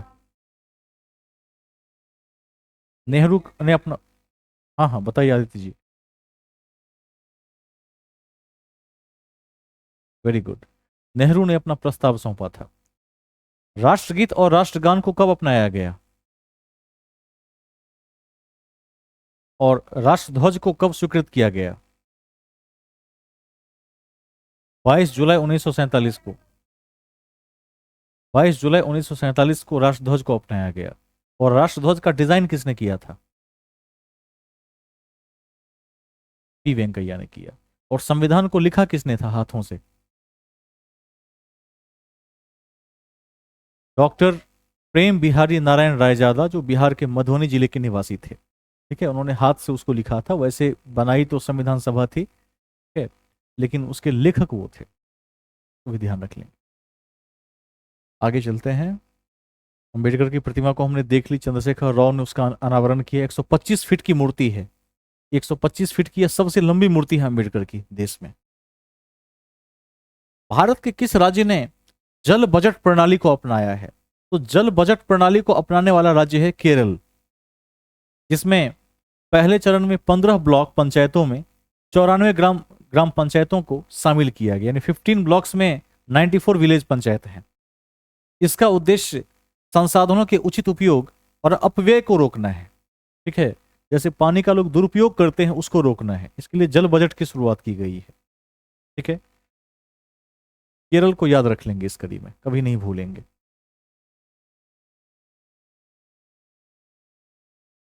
सचिन @50 सेलिब्रेटिंग अ मैस्ट्रो पुस्तक के लेखक कौन है? तो सचिन पर आधारित पुस्तक सचिन @50 के लेखक बोरिया मजूमदार हैं, नहीं भूलेंगे। इसे सचिन के 50वें जन्मदिन पर जारी किया गया था, जो 24 अप्रैल 2023 को पड़ता था।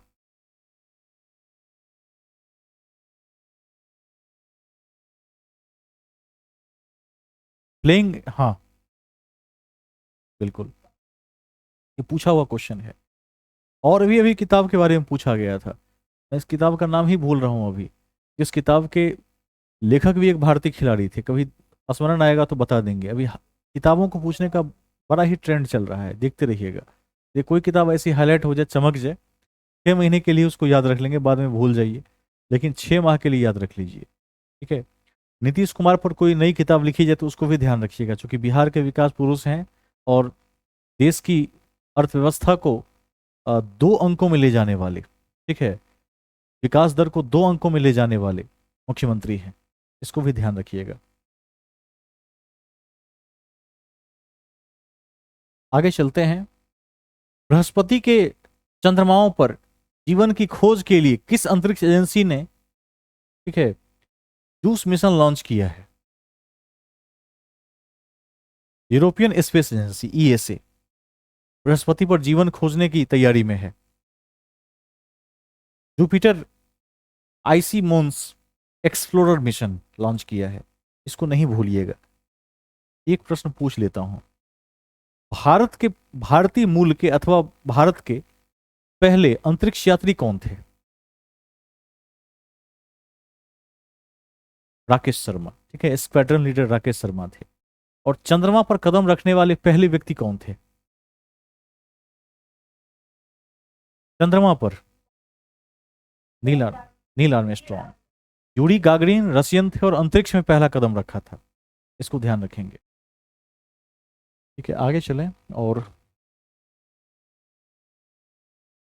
2023 एशिया कुश्ती चैंपियनशिप में भारत के लिए स्वर्ण पदक किसने जीता? एशिया कुश्ती में 2023 में भारत के लिए अमन सहरावत ने गोल्ड जीता। ठीक है, फ्री स्टाइल में, याद रख लेंगे नाम। कौन सा टायर ब्रांड दुनिया का दूसरा सबसे मजबूत टायर ब्रांड बनकर उभरा है? एक हर हाल में याद रखिएगा, एमआरएफ। ठीक है, एमआरएफ दुनिया में दूसरे सबसे मजबूत टायर बनाने वाली कंपनी के रूप में उभरा है। याद रखेंगे, ब्रांड फाइनेंस द्वारा दुनिया में सबसे मूल्यवान और सबसे मजबूत टायर ब्रांड पर रिपोर्ट जारी की गई, जिसमें MRF Madras rubber factory Bharat की नंबर 1 और विश्व की क्या है, नंबर 2 टायर कंपनी है, जिसकी शुरुआत 1946 में के एम मैपिलाई ने की थी। ध्यान रख लीजिएगा। एमआरएफ के बहुत दिन तक ब्रांड एम्बेसडर सचिन तेंदुलकर भी थे। ठीक है, सचिन का जो बैट था उस पर भी एमआरएफ ने अपना लोगो दिया हुआ था बहुत दिनों तक। ध्यान रख लेंगे। भारत के लिए निर्यात गंतव्य के रूप में संयुक्त अरब अमीरात का रैंक क्या है? तो निर्यात गंतव्य के रूप में दूसरा रैंक है। ठीक है, वित्तीय वर्ष 2022-23 के दौरान यूएस और यूई क्रमशः अपने पहले और दूसरे स्थान पर रहे। इस वित्तीय वर्ष के दौरान भारत के सामान और सेवाओं की कुल निर्यात में 6% की वृद्धि हुई है। निर्यात मतलब क्या होता है? बाहर बेचना, बाहर भेजना। ठीक है, इसको ध्यान रखिएगा। और उस निर्यात की कड़ी में संयुक्त अरब अमीरात का क्या है? दूसरा स्थान है। भारत लोहे का भी निर्यातक है, यह भी महत्वपूर्ण है। और गोवा के मार्मू गोवा बंदरगाह से क्या करता है? किस किस देश को करता है? जापान और कोरिया को निर्यात करता है, क्योंकि दुनिया का 20% लोहा अकेले हमारे देश में है। हमारे पास उतना संसाधन नहीं है कि हम और ज़्यादा फिलहाल डेवलपमेंट कर लें, तो हम लोहा बेचने की स्थिति में है। यदि हमारे पास और अधिक पावर होता, फाइनेंशियल पावर होता, तो हम इस देश को और आगे ले जा सकते थे। खास करके देखिएगा रेल निर्माण के क्षेत्र में, जैसे वाहन निर्माण के क्षेत्र में, भवन निर्माण के क्षेत्र में हमारे पास बहुत अधिक लोहा पड़ा हुआ है। लेकिन अभी फिलहाल भारत उस स्थिति में नहीं है। भारत अभी लोहे का निर्यात कर रहा है, जापान और कोरिया को लोहा सप्लाई करता है। 2022 के विजडन T20 खिलाड़ी के रूप में किसे नामित किया गया है? हरमनप्रीत और सूर्य कुमार यादव। ऐसे ही वर्ड देख लीजिएगा, कम महत्वपूर्ण है। नेक्स्ट क्वेश्चन, वीरता पुरस्कार प्राप्त करने वाली भारतीय वायुसेना की पहली महिला अधिकारी कौन है? यह बहुत महत्वपूर्ण है। वीरता पुरस्कार किसको मिला है? दीपिका मिश्रा को मिला है, जो भारतीय वायुसेना की महिला अधिकारी है। इंडियन एयरफोर्स प्रमुख एयर मार्शल वी.आर. चौधरी ने विंग कमांडर दीपिका मिश्रा को वीरता पुरस्कार से सम्मानित किया। उन्होंने पिछले वर्ष स्वतंत्रता दिवस पर भारत के राष्ट्रपति द्वारा वीरता के लिए वायु सेवा पदक से सम्मानित किया गया था। तो याद रख लीजिएगा, ठीक है, अत्यंत महत्वपूर्ण है दीपिका मिश्रा। हाल ही में साथी पोर्टल और मोबाइल ऐप किसने लॉन्च किया है? नरेंद्र सिंह तोमर। महत्वपूर्ण है, काफी महत्वपूर्ण है। कृषि और किसान मंत्रालय के मंत्री नरेंद्र सिंह तोमर ने 19 अप्रैल को साथी पोर्टल और मोबाइल ऐप लॉन्च किया। कृषि क्षेत्र में समस्याओं से निपटने के लिए, ठीक है, साथी seed traceability, authentication and holistic inventory portal और मोबाइल ऐप को लॉन्च किया गया है, जो किसानों का क्या है, साथी है। ध्यान रखिएगा। किस देश ने पेंगुइन 3 उपग्रह लॉन्च किया है? तो नाम ऐसा है कि आपको याद भी नहीं करना पड़ेगा, चीन हो जाएगा उत्तर, क्योंकि चाइनीज नाम क्या होते हैं, अलग ही भाषा में होते हैं। सुंगयुन बता दिए थे। सुंगयुन याद है? भारत को चाइनीज भाषा में क्या कहते हैं? मिंतु कहते हैं। आपके परीक्षा के दृष्टिकोण से अत्यंत महत्वपूर्ण है। नेक्स्ट पॉइंट, इसको देख लेंगे एक बार।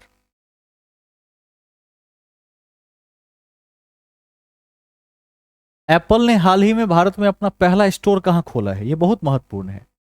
एप्पल ने भारत में अपना पहला स्टोर कहां खोला है? मुंबई में खोला है। और एप्पल अमेरिकन कंपनी है, ठीक है।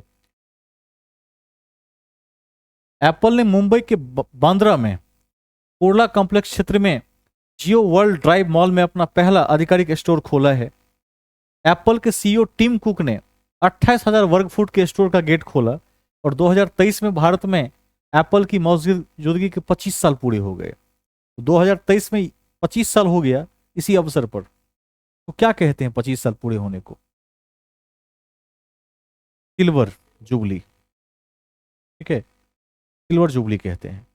इसी अवसर पर मुंबई में इसका उद्घाटन किया गया था। ध्यान रखेंगे, टीम कुक को कभी नहीं भूलेंगे। कौन सा देश अंडर 20 सॉकर विश्व कप की मेजबानी करने वाला था लेकिन अर्जेंटीना द्वारा प्रतिस्थापित किया गया था? इंडोनेशिया को याद रख लेंगे। ये सब कम महत्वपूर्ण है, लो पोटेंशियल क्वेश्चन है। अब लता दीनानाथ मंगेशकर पुरस्कार से किसे सम्मानित किया गया? आशा भोसले को 2023 में मिला था, ठीक है, इतना याद रख लीजिए। किस बैंक ने भारत का पहला वॉइस बायोमेट्रिक प्रमाणीकरण बैंकिंग ऐप लॉन्च किया? City union bank. लेकिन नाम क्या है? वॉइस बायोमेट्रिक प्रमाणीकरण बैंकिंग ऐप। यह सुविधा ग्राहकों को उनके खातों में लॉगिन करते समय सुरक्षा की एक अतिरिक्त परत प्रदान करती है। सिटी यूनियन बैंक की स्थापना 1904 में हुई थी और डॉक्टर एन कामकोडी क्या है? सीईओ है। आजकल एक चीज ध्यान रखेंगे कि ओटीपी भी अब क्या है, बहुत मजबूत लेयर नहीं रह गया है, क्योंकि हैकर्स ने ऐसा सिस्टम डेवलप कर लिया है कि जो यूजर है उसके मोबाइल पर बिना ओटीपी गए ही उसका सारा बैलेंस साफ हो सकता है। इसका भी एक तरीका निकाल लिया है। तो अब सरकार एक और लेयर डेवलप करने पर लगी है और आने वाले समय में आपको एक और लेयर देखने को मिल सकता है। 2 स्टेप और जो ऑथेंटिकेशन है, ठीक है, वो भी अब काम नहीं कर रहा है क्योंकि उसका भी तोड़ निकाला जा चुका है। हैकर्स क्या कर रहे हैं, तो नंबर को अपने नंबर पर किसी न किसी तरह से फॉरवर्ड कर और वॉइस ओटीपी का इस्तेमाल कर रहे हैं और आपका नंबर जब व्यस्त बताएगा तो उनके नंबर पर उस समय ओटीपी चला जाता है और अकाउंट खाली कर देते हैं। आजकल ये भी एक बड़ी साइबर चुनौती है और इससे निपटने की तैयारी है। यह सब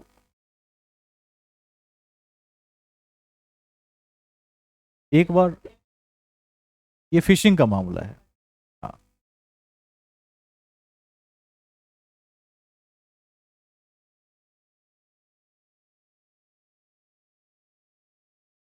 इसमें हैकर्स करते क्या है?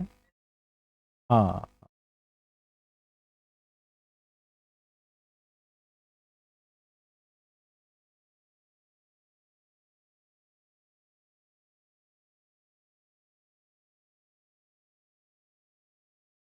बिल्कुल हुआ है। एक लिंक जनरेट कर देते हैं और फेक लिंक से भी कर लेते हैं और कई बार तो वो ये करते हैं कि मोबाइल नंबर को ही फॉरवर्ड करवा लेते हैं। जब भी आपका फ़ोन बिजी दिखेगा उस दौरान यदि उन्होंने कोई ओटीपी भेजा है तो वॉइस में सुनाई पड़ता है और आपको पता भी नहीं चलेगा, आपका अकाउंट खाली हो जाता है। इससे सरकार निपटने के लिए अलग स्तर लाने की तैयारी में है और आने वाले साल 2 साल में वो भी लेवल हमें देखने को मिलेगा। ये सब उसी की तैयारियां हैं, इसको ध्यान रखिएगा। कई बैंक्स लॉन्च कर रही हैं मल्टी स्टेप ऑथेंटिकेशन। आगे चलते हैं। 2023 में दुनिया के सबसे धनी शहरों की सूची में कौन सा शहर सबसे ऊपर है? तो 23 में न्यूयॉर्क है सबसे धनी शहरों में से एक। इसको ध्यान रखिएगा। एक जारी किया गया है लिस्ट, ध्यान रखेंगे। 1 नंबर पर न्यूयॉर्क सिटी है और सबसे अधिक मिलेनियर्स वहीं पर हैं, ठीक है, और बिलेनियर्स भी। ध्यान देंगे, 3,40,000 तो मिलेनियर हैं और 58 बिलेनियर हैं। ध्यान रखेंगे।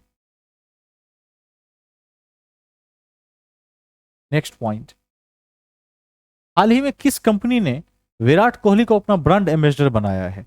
HSBC, ठीक है। HSBC एक बैंकिंग कॉरपोरेशन है, ध्यान रखिएगा। Hong Kong and Shanghai banking corporation की भारतीय शाखा ने विराट कोहली को अपना ब्रांड एम्बेसडर चुना है। हितेंद्र दवे HSBC इंडिया के CEO हैं, चीफ एग्जीक्यूटिव ऑफिसर हैं। ध्यान रख लेंगे। राष्ट्रीय तकनीकी अनुसंधान संगठन NTRO के अध्यक्ष के रूप में किसे नियुक्त किया गया है? अरुण सिन्हा को नियुक्त किया गया है। बस इतना याद रख लेंगे इसमें, ठीक है। तो ये थी आज की करंट अफेयर्स की मुख्य बातें। ये सेट अभी कक्षा के बाद आपके ग्रुप में भेज दिया जाएगा और आप इसको एक बार निश्चित तौर पर शॉर्ट में नोट कर लेंगे, पॉइंट्स बनाकर नोट कर लेंगे, और फिर अगली कक्षाओं में कभी मौका मिलेगा इससे भी कुछ प्रश्न मैं आपसे जरूर पूछूंगा। अब एक तथ्य बच गया है दक्षिण भारत, उसको आज पढ़ ही लीजिए। लगभग 15-20 मिनट का टॉपिक है। इतिहास की कॉपी निकाली। कुछ लोग थके हुए लग रहे हैं, ऊर्जा को बनाए रखें।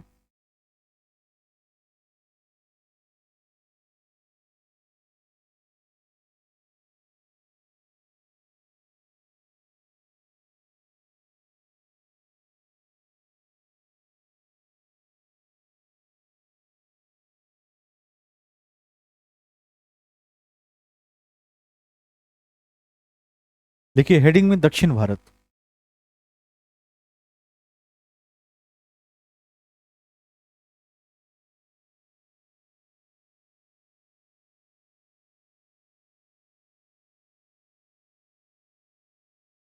दक्षिण भारत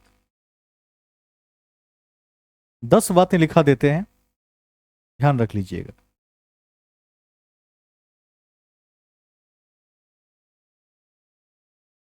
बहुत छोटा सा चैप्टर है।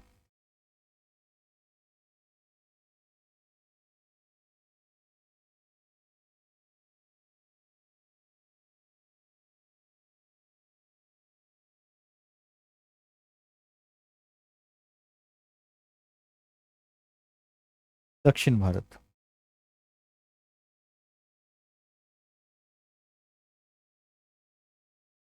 ठीक है।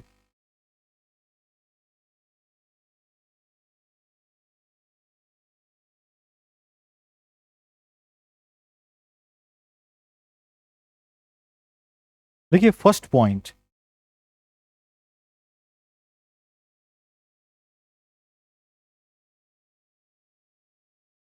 पहला बिंदु,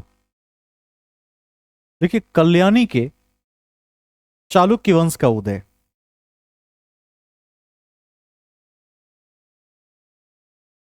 कल्याणी के चालुक्य वंश का उदय, चालुक्य वंश का उदय राष्ट्रकूटों के पतन के बाद हुआ था। राष्ट्रकूटों के पतन के बाद हुआ था। राष्ट्रकूटों के पतन के बाद हुआ था।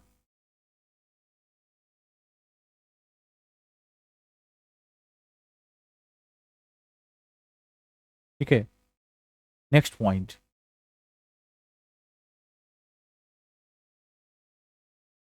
देखिए सोमेश्वर प्रथम ने, सोमेश्वर प्रथम ने मानेखेत से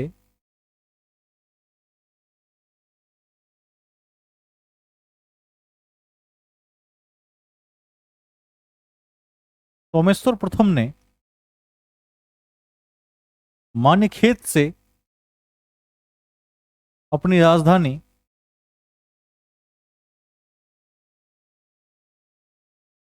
कल्याणी स्थानांतरित की थी।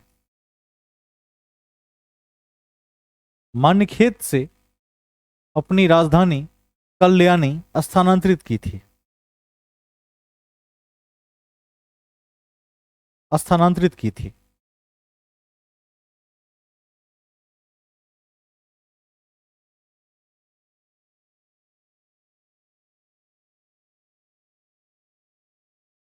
अब कोई बताइए कि मिताक्षरा के लेखक कौन थे और विक्रमांक देवचरित विल्हन।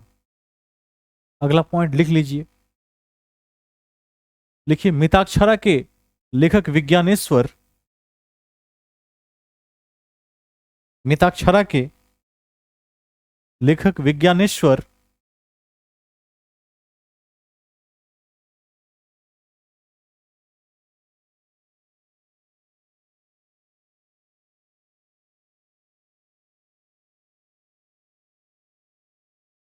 मिताक्षरा के लेखक विज्ञानेश्वर एवं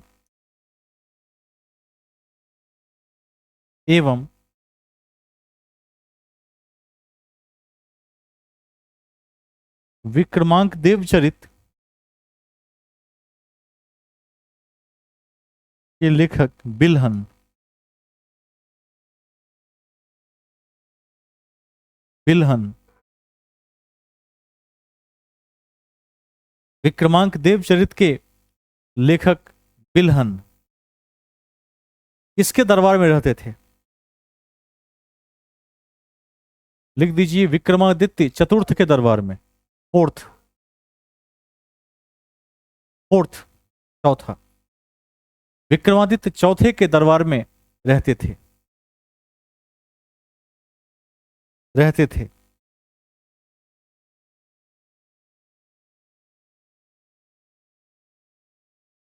ठीक है, विक्रमादित्य चतुर्थ के दरबार में रहते थे। आगे चलेंगे।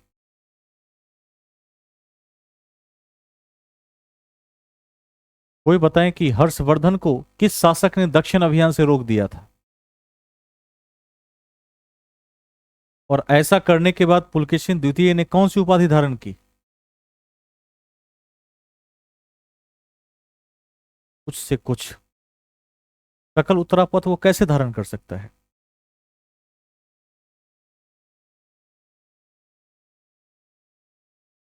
प्रश्न है कि पुलकेशिन द्वितीय ने कौन सी उपाधि धारण की?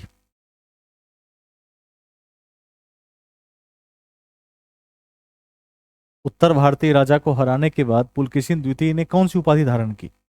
उत्तरापद किसने धारण की, पहले तो ये बताएं। इसका ही जवाब गलत दे दिया।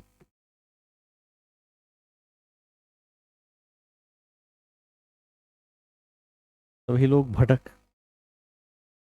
अच्छा, उत्तर भारत का स्वामी किसने कहा अपने आप को?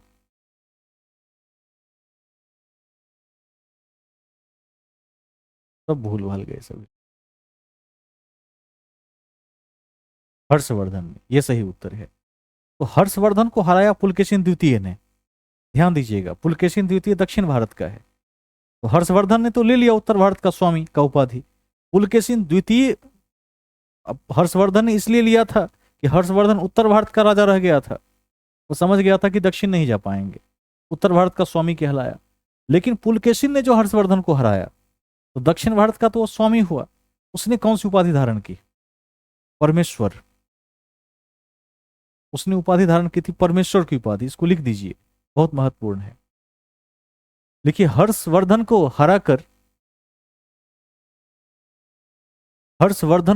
हराकर पुलकेशिन द्वितीय ने परमेश्वर की उपाधि धारण की। परमेश्वर की उपाधि धारण की। परमेश्वर की उपाधि धारण की।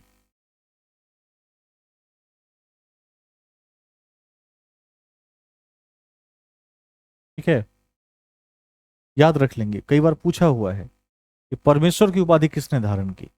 उत्तर होगा पुलकेशिन द्वितीय, चालुक्य वंशीय था। अब एक प्रश्न मैं पूछता हूं, जो चालुक्य वंश के शासक हैं, उन्होंने किस उत्तर भारतीय राज्य के राजा के वंशज के रूप में स्वयं को दिखाया? तो चालुक्यों ने क्या कहा कि हम अयोध्या के राजाओं के वंशज हैं, राम के वंशज के रूप में दिखाया आगे चलकर। इसको भी लिख दीजिए, बहुत महत्वपूर्ण है। देखिए, अति महत्वपूर्ण है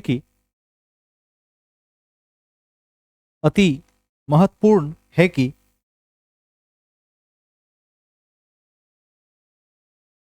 दक्षिण भारत के चालुक्य वंशीय शासकों ने, दक्षिण भारत के चालुक्य वंशीय शासकों ने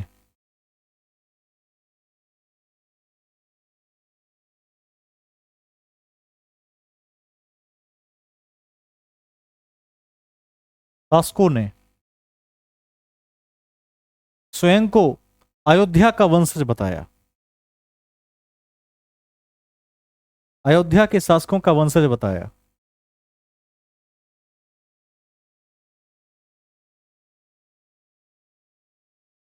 ठीक है, आज के परिप्रेक्ष्य में यदि हम बात करें, आज के विद्वान इसे राम के वंशज से जोड़कर देखते हैं।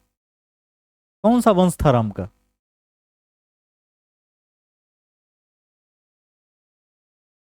कुल था, इक्ष्वाकु वंश था। ध्यान रखिएगा, रघु तो बहुत बाद में आकर हुए, रघु के नाम से कुल प्रचलित हुआ, इसको ध्यान रखिएगा। वो स्वयं को राम के वंशज भी कहते हैं।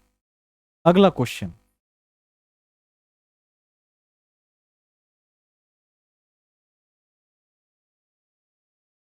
देखिए लक्ष्मण का, हाँ लक्ष्मण का वंशज कहते हैं। ठीक है, वो भी अयोध्या से ही उसका भी संबंध है, क्योंकि आगे चलकर ब्रांच बट के, ठीक है, लव कुश के वंशज अलग रहे होंगे, लक्ष्मण के पुत्रों के अलग रहे होंगे, तो वो लक्ष्मण का कहते हैं। लेकिन चालुक्य जो हैं अपने आप को अयोध्या के वंशज मानते हैं, इनको भी ध्यान रखिए। आगे हम चलेंगे। अब आपको बताना है कि जब अरब आक्रमण हुआ भारत में, ठीक है, तो अरब अरब आक्रमण इत्यादि के समय में तो दक्कन अभियान था। दक्कन अभियान से एक प्रश्न है कि अरबों का जो आक्रमण हुआ दक्कन में, साउथ इंडिया की तरफ, उस समय वहां का शासक कौन था? लिख दीजिए, लिखिए विक्रमादित्य द्वितीय के समय,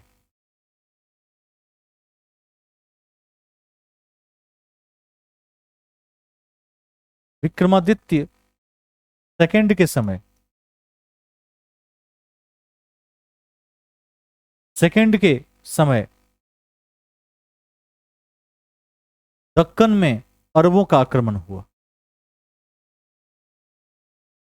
दक्कन में अरबों का आक्रमण हुआ।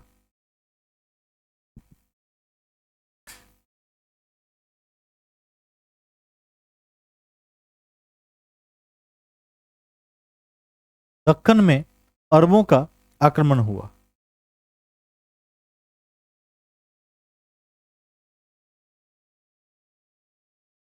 ठीक है, नेक्स्ट पॉइंट लिखिए एहोल। एहोल अभिलेख भी पढ़ाए हैं। एहोल अभिलेख में किसकी चर्चा है? किस शासक की? वेरी गुड, पुलकेशिन द्वितीय की। ध्यान रख लेंगे कि ध्यान रख लेंगे कि एहोल को मंदिरों का शहर भी कहा जाता है। तो लिख दीजिए, एहोल को मंदिरों का शहर कहते हैं। मंदिरों का शहर कहते हैं।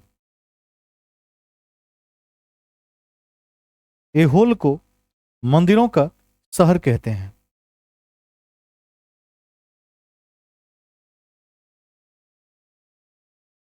ठीक है, इसी में एक लाइन जोड़ के लिख दीजिए,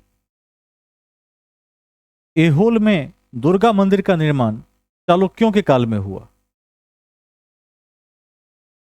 एहोल में दुर्गा मंदिर का निर्माण चालुक्यों के काल में हुआ। चालुक्यों के काल में हुआ।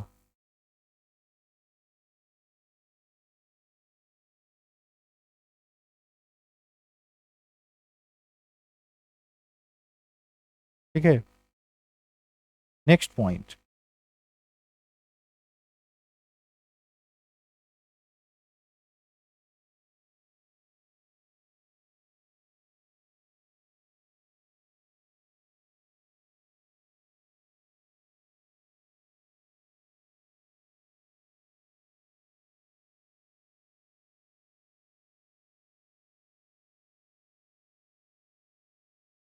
देखिए अगला बिंदु में,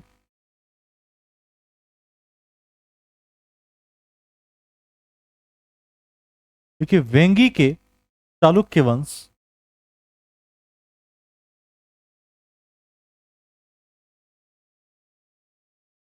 वेंगी के चालुक्य वंश के संस्थापक विष्णुवर्धन थे। वेंगी के चालुक्य वंश के संस्थापक विष्णुवर्धन थे।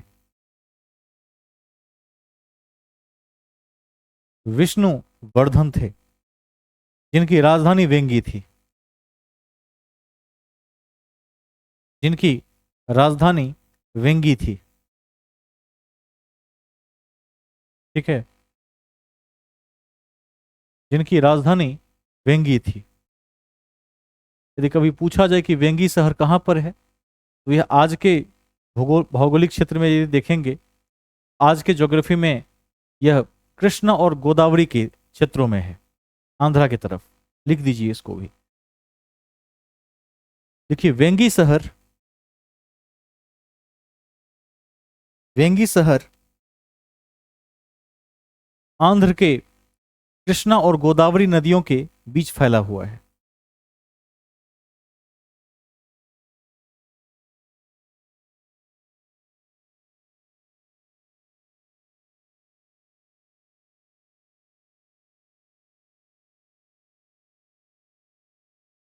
ठीक है,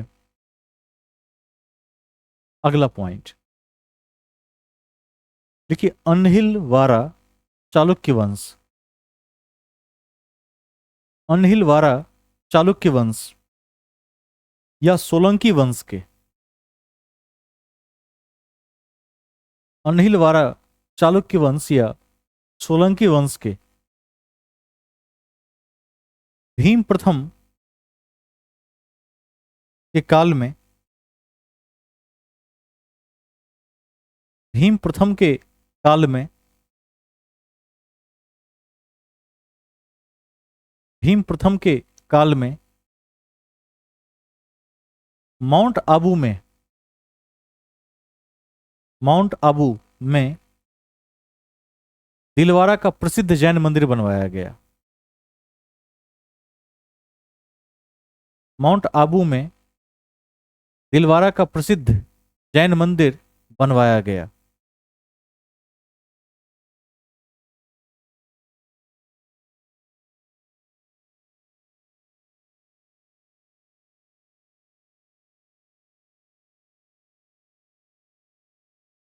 ठीक है, नेक्स्ट पॉइंट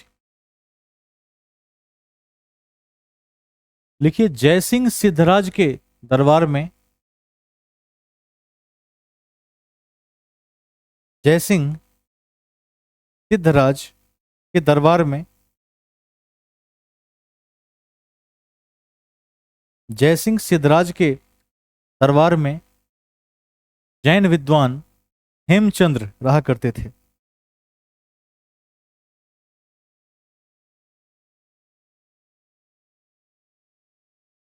जैन विद्वान हेमचंद्र रहा करते थे।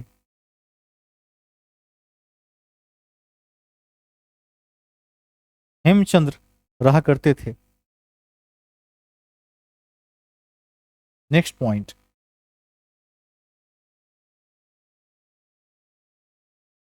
देखिए पुलकेशिन द्वितीय के एहोल अभिलेख में,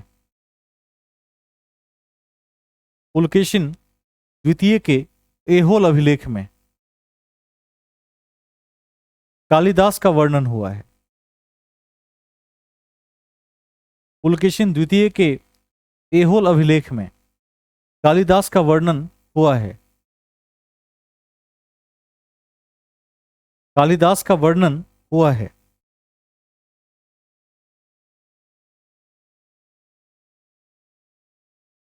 अब एक क्वेश्चन जो पढ़ाए हैं वो पूछ लेते हैं। ह्वेनसांग किसके दरबार में आया था? और ह्वेनसांग ने कांची में पल्लव की यात्रा, ठीक है, और कांची की यात्रा जो पल्लव वंश के समय थी वो कितने ईस्वी में की थी? 641। इसको लिख दीजिए दोबारा। देखिए, चीनी यात्री ह्वेनसांग ने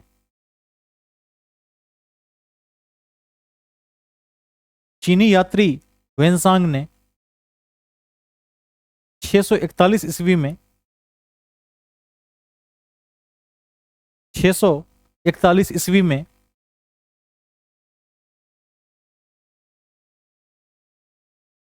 पल्लवों की राजधानी कांची की यात्रा की थी।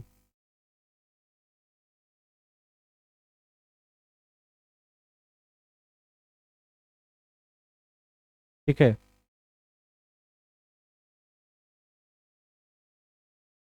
कोई बताएंगे अब? किराता अर्जुनियम के लेखक कौन थे? भारवी थे। किसके दरबारी कवि थे? सिंह विष्णु। लिख दीजिए। लिखिए किराता अर्जुनियम।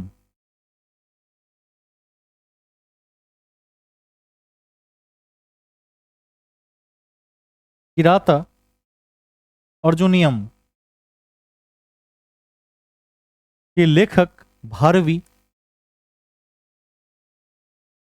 किराता अर्जुनियम के लेखक भारवी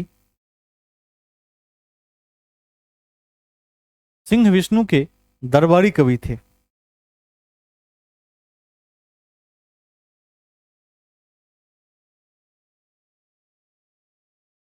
सिंह विष्णु के दरबारी कवि थे। दरबारी कवि थे। ब्रैकेट में लिख देंगे पल्लव वंश।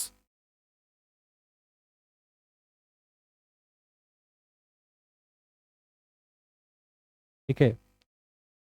अब अगला प्रश्न है कि कांची के कैलाशनाथ मंदिर का निर्माण किसने करवाया था? लिख दीजिए। लिखिए कांची के कैलाशनाथ मंदिर का निर्माण कांची के कैलाशनाथ मंदिर का निर्माण कांची के कैलाशनाथ मंदिर का निर्माण नरसिंह वर्मन द्वितीय ने करवाया था।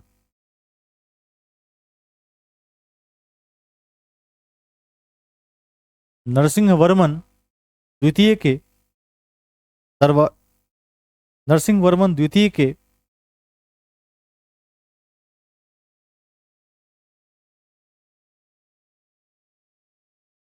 द्वितीय ने करवाया था। कैलाशनाथ मंदिर को ध्यान रखेंगे, जो कांची का कैलाशनाथ मंदिर है। ठीक है। नेक्स्ट पॉइंट, 10 कुमार चरितम के लेखक कौन है? किसके दरबारी कवि थे? दांडी भी नरसिंह वर्मन द्वितीय के ही दरबारी कवि थे। लिख दीजिए। लिखिए 10 कुमार चरितम के लेखक दांडी। 10 कुमार चरितम के लेखक दांडी।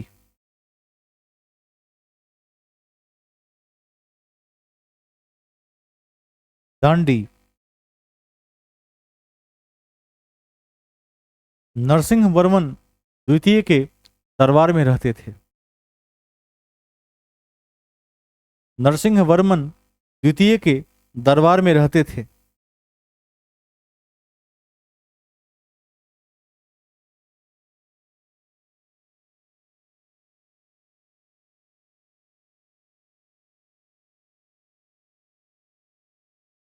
नेक्स्ट पॉइंट,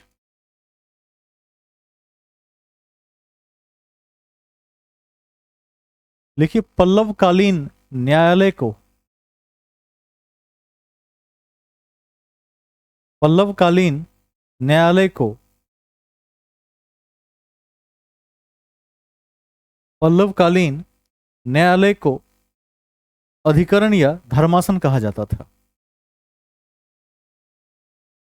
पल्लवकालीन न्यायालय को अधिकरण या धर्मासन कहा जाता था। अधिकरण या धर्मासन कहा जाता था। ठीक है। इसी प्रकार हमने दक्षिण भारत को भी संक्षेप में देख लिया है। इतनी बातें यदि आप याद रख लेते हैं तो परीक्षा में कहीं ना कहीं आप कंप्लीट करने की स्थिति में होंगे, क्योंकि वहां कम ही महत्वपूर्ण बिंदु हैं, जो 10 से 15 मुख्य बिंदु थे। इन्हीं शब्दों के साथ मैं कक्षा की समाप्ति की घोषणा करता हूं। अगले कक्षा में हम दिल्ली सल्तनत को देखेंगे। यदि बूस्टर फैक्ट्स में कुछ रह गया होगा तो वहां भी 4 से 5 पॉइंट्स को हम ऐड कर देंगे और अभी क्लास आगे चलती रहेगी। आपका काम रिवाइज करना है, तथ्यों पर नज़र बनाए रखिए। सभी का धन्यवाद और सभी को शुभ रात्रि।